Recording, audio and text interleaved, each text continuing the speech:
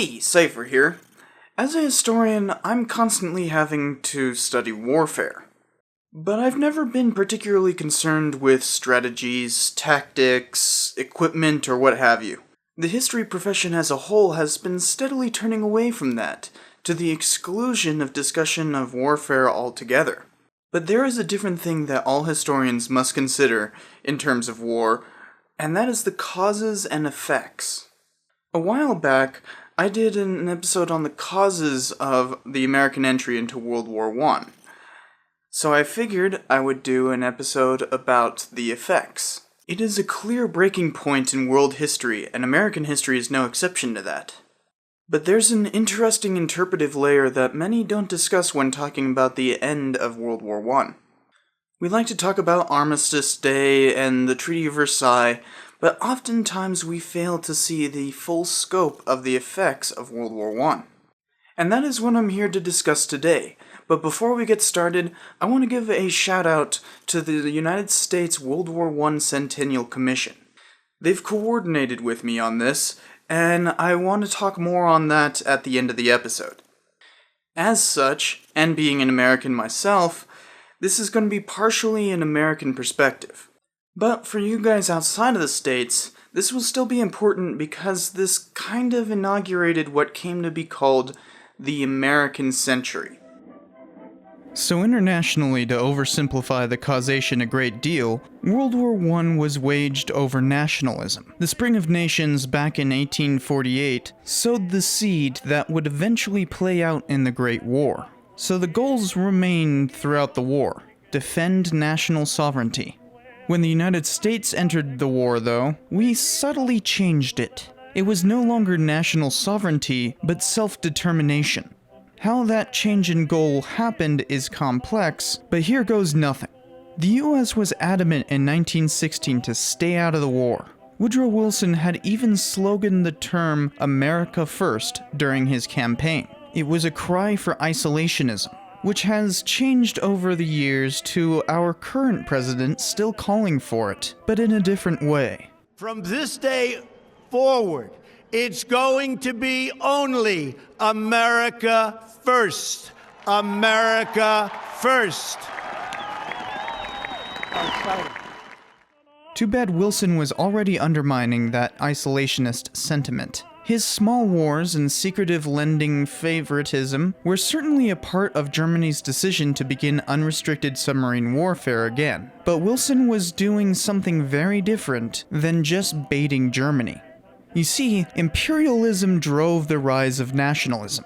The US had dabbled in it herself at the turn of the century. The reason why World War I wasn't on the scale of something like the 7 Years' War was because of imperialism's dominance throughout the world.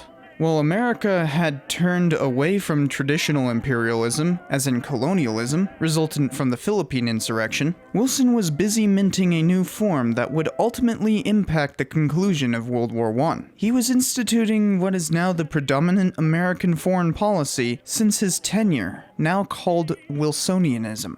It is basically characterized as American interventionism on behalf of ideology, such as representative democracy and capitalism. Once America joined the war, Wilson's imperialism was injected into its goals. He had proclaimed that the world must be made safe for democracy. This was a bit too vague, so he eventually clarified it with the 14 points in January of 1918. This became the accepted goal of the war, which would end almost a year later. The basic idea stated throughout it was national self-determination. Of course, what that really means is something completely different from the obvious interpretation. It is that dual ideal of America, that we should be the shining city on the hill.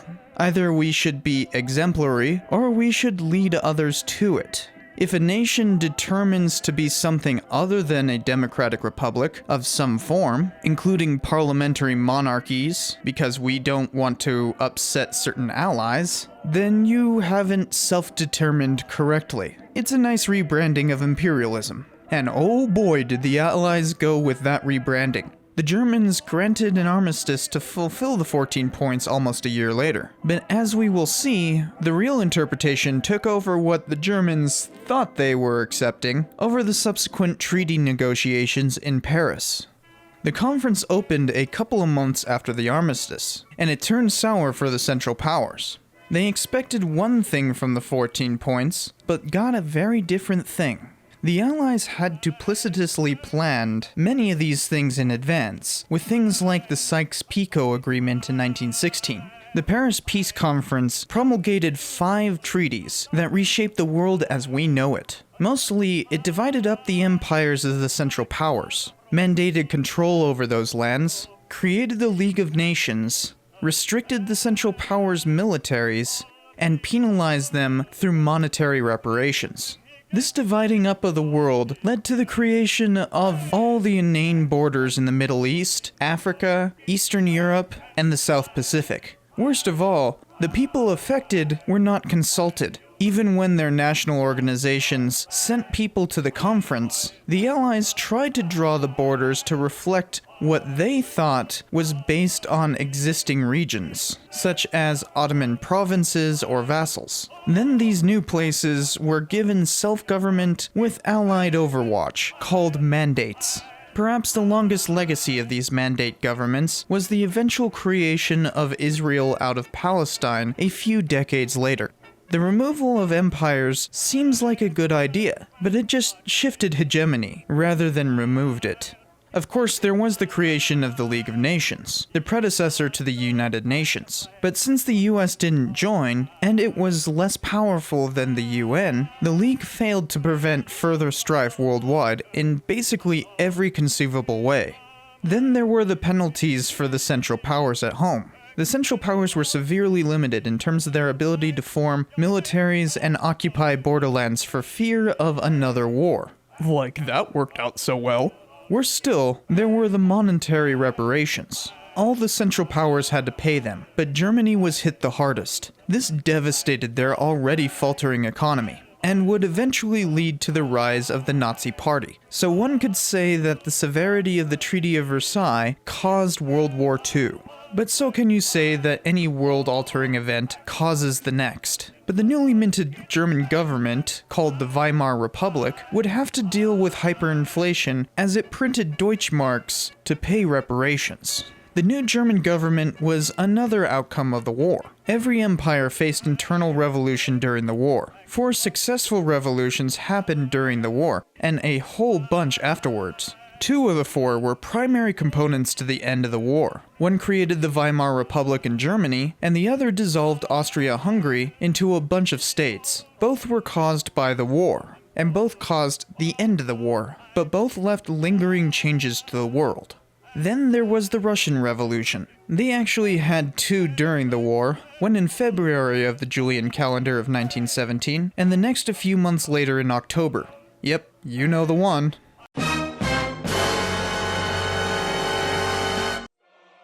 Bolshevism came a-knocking on the world stage as a result of World War I. One of the lingering aspects of the war was the Russian Civil War, in which the Allies participated in imposing the Soviets, which is called the Russian Intervention. During that time, the Bolsheviks created the Third International to spread the communist revolution elsewhere, which it inevitably did. Of course, it didn't take the Communist International to spread the revolution as far as Indochina and Germany, as well as cause the fear of Bolshevism worldwide. And that, of course, led to the first Red Scare. All the repercussions of 20th century communism started with World War I. You could even say the Cold War began with a very real war in 1918 and 1920.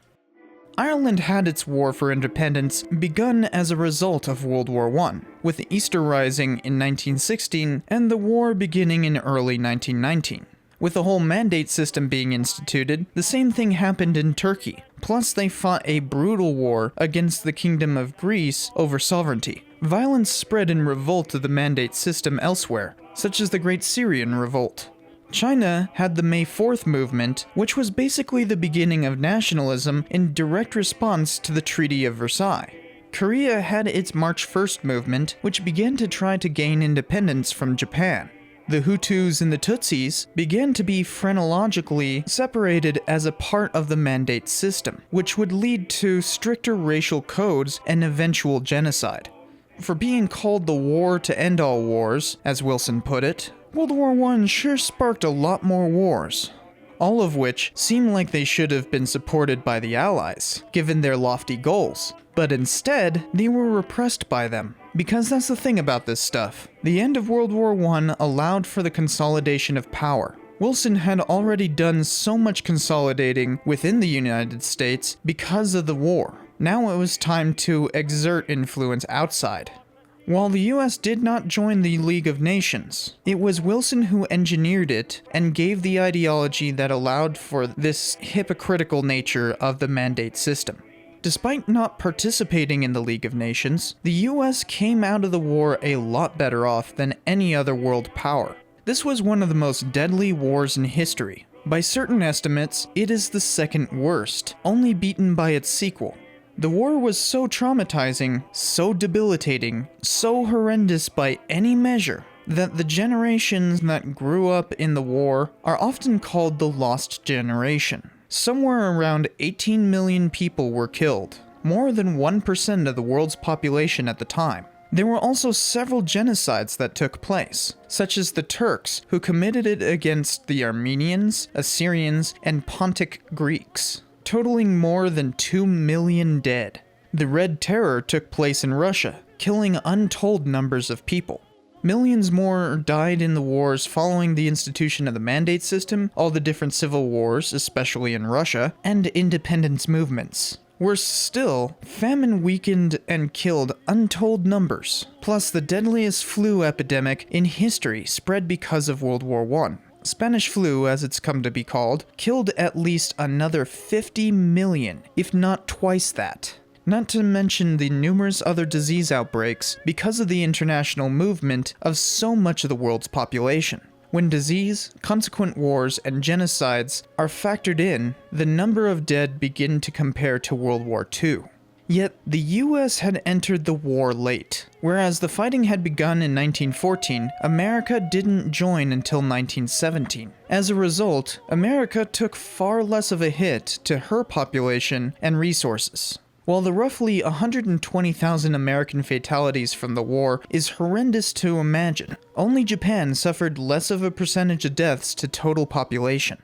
This marks the point where America truly surpassed Britain, France, and Germany in terms of economic standing. The resultant economic boom brought the Roaring Twenties. With a far larger federal government and constitution-shredding laws on the books to maintain that power, the US had a level of hegemony that only Russia and Britain could compare with. Wilson's leadership and instilling of foreign policy meant that the US would seek to maintain that hegemony and grow it ever after. Even though the world was reformulating itself with French and English control, the US had asserted itself as a superpower once and for all. When World War II rolled along, though the sequel was certainly more bombastic, it was merely the cementation of the changes wrought by World War I. So I want to give a special thanks to the United States World War I Centennial Commission.